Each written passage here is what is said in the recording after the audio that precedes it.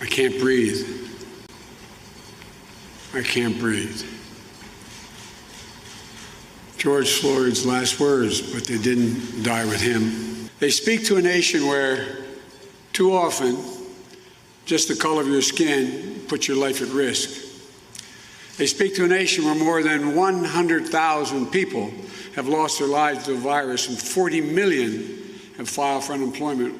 I won't traffic in fear and division. I won't fan the flames of hate. I'll seek to heal the racial wounds that have long plagued our country, not use them for political gain. Alexei, are we going to live to see the day when empathy is an issue in a presidential campaign, you think?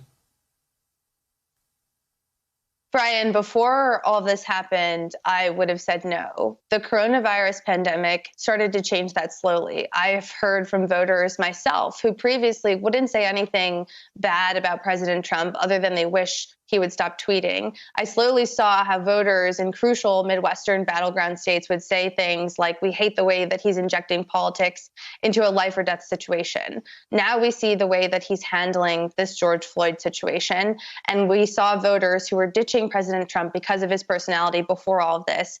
We now see Americans who are siding against him, who are siding with Joe Biden, in large part because of the leadership that both of these men are showing, but because of the personality traits that Joe Biden is showing that President Trump is not. We know that Americans are looking for a leader in this moment. They're looking for someone to offer guidance on the way forward. One of the more interesting lines from Joe Biden's remarks today in Philadelphia came when he said that he wasn't always going to get things right on the first try, but that essentially, and I'm paraphrasing, that's not the point. The point is that you're pursuing what's right. You're taking responsibility for what you do. You're listening to other people, and you're making sure that you're listening to the people who are actually affected by these things. We haven't heard that same type of rhetoric from President Trump. We haven't heard that same type of leadership or guidance from the incumbent president in the White House. Americans are broken in this moment, not just because of George Floyd's killing, but because of everything else that is happening at this moment, and that has been happening since the 2016 election. And I think that we will see empathy on the ballot in this election in a way we haven't in a really long time.